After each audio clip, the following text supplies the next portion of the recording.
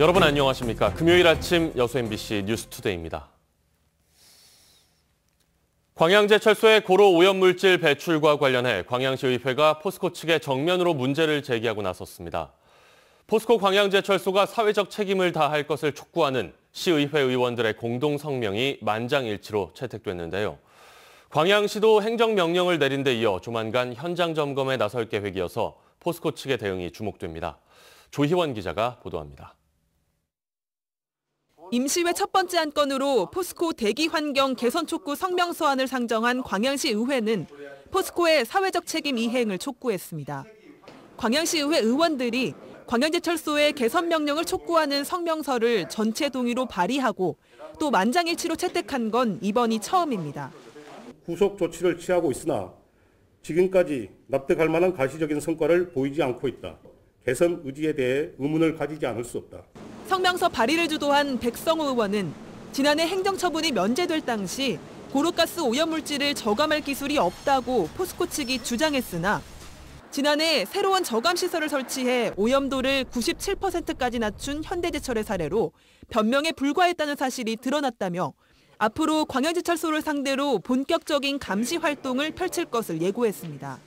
성명서로만 끝나서는 실제로 안 될 것 같고 의회 차원에서도 광양만군의 대기 오염 실태나 아니면 환경 개선을 위해서 필요한 연구의 모임도 한번.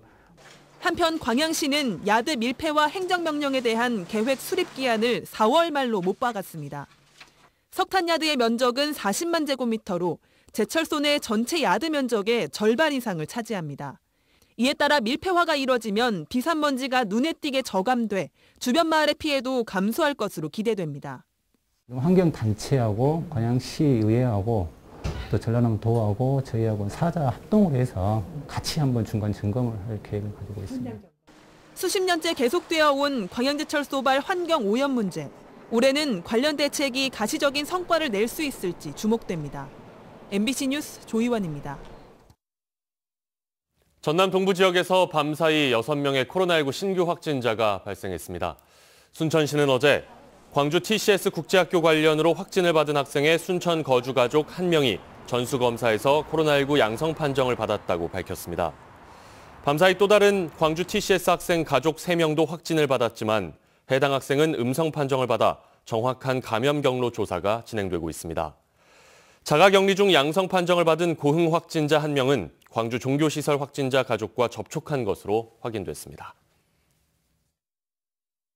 우리 시는 광주 TCS 관련자 및 비인가 교육시설 3개소 161명에 대한 전수검사를 오늘 마쳤으며 신속한 진단검사와 철저한 방역을 통해 더 이상 확진자가 발생하지 않도록 최선을 다하고 있습니다.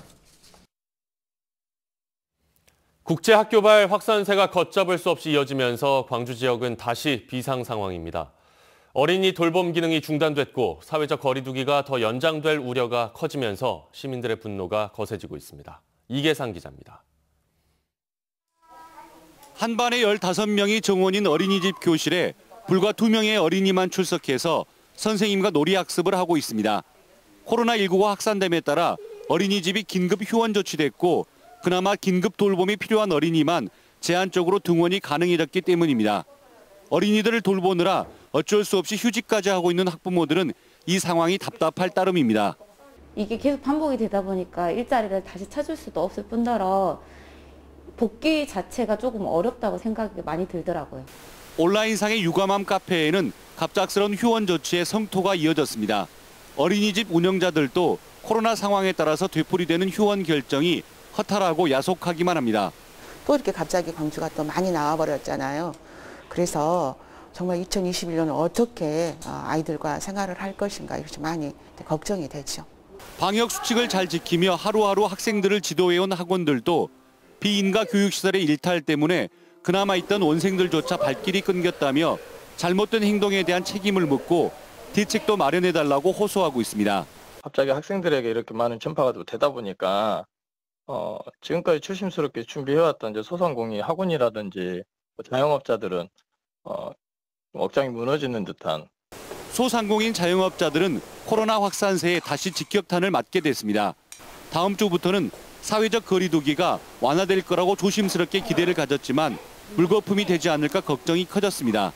그거를 무시하고 자꾸 이제 다른 쪽에서 나오다 보니까 끝내는 제일 피해 보는 건 소상공인 자영업자인 것 같아요. 코로나 확산세가 1년째 계속되는 동안 언젠가는 나아질 거라는 희망을 갖고 어렵사리 버텨온 시민들은 공동체의 안전을 깨버린 비인가 시설들의 이기적인 행태에 분노 표출을 넘어 언제라도 집단 행동에 나설 가능성이 커졌습니다. MBC 뉴스 이계상입니다. 전남에서도 코로나19 백신 접종 준비에 들어갔습니다. 인플루엔자 유행 시기를 고려해 최대한 9월 말까지 70% 이상의 접종을 마친다는 목표입니다. 김진선 기자가 취재했습니다. 목포 권역의 코로나19 백신 접종센터가 될 목포 실내체육관. 접종 대상자의 신분 확인부터 접종 전 문진, 접종 후 대기 장소 등이 마련됐습니다. 다음 달 시작될 백신 접종에 대비해 초저온 냉동고도 주문한 상태입니다. 접종하러 오신 분들이 동선이 최대한 겹치지 않도록 공간 확보에 중점을 두었습니다. 전라남도의 접종 대상자는 전 도민인 185만 명. 인플루엔자 유행 시기를 고려해 최대한 9월 말까지 70% 이상 접종을 마치는 것이 목표입니다. 냉동고를 갖춘 접종센터는 3월까지 22개 시군에 한두 곳씩 모두 설치되지만 목포 등 9곳에서 먼저 시범 운영됩니다. 엄격한 냉동 보관이 필요하지 않은 백신의 경우 보건소와 위탁 의료기관에서 기존 접종과 같은 방식으로 이뤄집니다. 특히 지난해 독감 예방접종 뒤 이상반응 사례가 도내에서도 117건 접수된 만큼 이상반응 대응체계도 구축됐습니다. 조금이라도 이상이 있게 되면은 이제 응급조치를 시행하고 이제 가능한 의료기관 이동 거리는 10분 정도 안에 도착할 수 있도록 시스템을 구축하고 있고. 전남도에 배분될 백신의 물량은 아직 확정되지 않은 가운데 전남도는 의료기관 종사자와 노인 장애인 시설 종사자, 65세 이상 노인 등을 우선 접종할 방침입니다. MBC 뉴스 김진선입니다.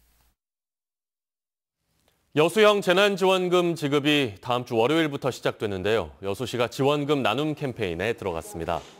여수시는 재난지원금 미수령 신청서를 주소지 읍면동 주민센터에 제출하거나 기한 내에 지원금을 신청하지 않을 경우 지급되지 않은 재난지원금을 집합 제한 조치 등으로 어려움을 겪었던 소상공인들을 위해 사용할 예정이라고 밝혔습니다. 여수시는 국장급 이상 모든 간부가 나눔 캠페인에 동참하기로 했다며 고소득 전문직 종사자 등의 적극적인 참여를 당부했습니다.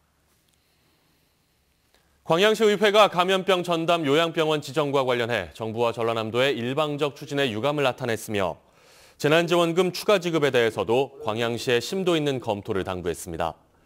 시의회는 이번 임시회를 마무리하면서 올해 초 실시된 정기 인사에서도 규칙을 위반한 사례가 있다며 강하게 비판했습니다.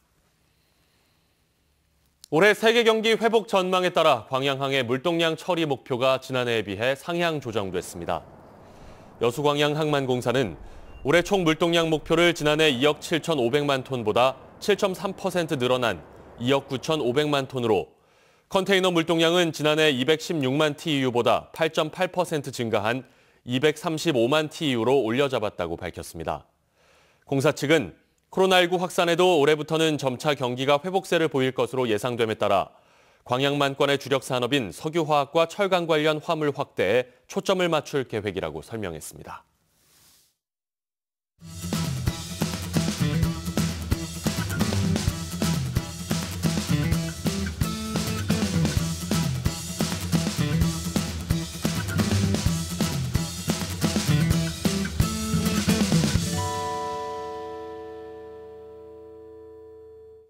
연중 온화한 기후 덕에 고흥 지역은 한라봉을 포함해 천혜향 등 만감류 재배 최적지로 꼽히고 있습니다. 특히 설 명절을 앞두고 수확되고 있는 한라봉은 유례 없는 한파 속에서도 평년작 이상의 작황을 기록하고 있는데요. 김주희 기자가 취재했습니다. 고흥군 풍양면의 한 시설하우스입니다. 어른 주먹만한 크기로 탐스럽게 연근 한라봉이 나뭇가지마다 황금빛으로 알알이 연그러가고 있습니다. 올해 기록적인 한파 속에서도 고흥 한라봉은 작황이 평년작 이상 수준을 기록하고 있습니다. 보통 100평에 1톤 정도 봐요. 조금 더 잘 되면 1.5톤까지. 여기 300평에서 300평에서 잘 될 때 4톤이 넘길 때 넘을 때가 있고 금년 같은 해는 한 3톤 정도 보거든요. 상품성도 좋습니다. 당도는 13브릭스 이상이고 산도도 1% 이하로 최상의 품질을 유지하고 있습니다. 농가에서 한 평균 당도가 14브릭스 정도 나오거든요. 그래서 14브릭스 이상 나오는데 그 최하점을 13브릭스 이상으로 해서 어떤 규격화를 만들어서 전국에 이제 공급하고자 노력하고 있습니다.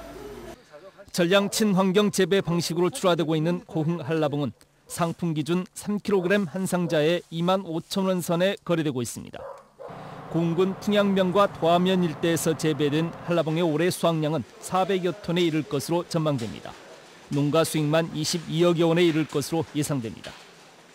고흥군은 연평균 기온 13.9도, 연간 일조량 2,400여 시간으로 난지 과수 재배에 최적의 기후 환경을 활용해 망감류 재배를 지속적으로 확대할 계획입니다.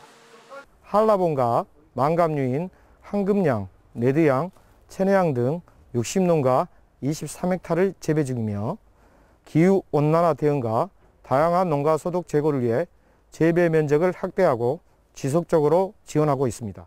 코로나19의 장기화 추세 속에서 어느 시기보다 어려운 지역의 농가 경영 여건, 설 명절을 앞두고 지역의 대표적인 망감류 과수인 한라봉이 본격 출하되면서 모처럼 지역 과수 농가에도 활력이 넘치고 있습니다.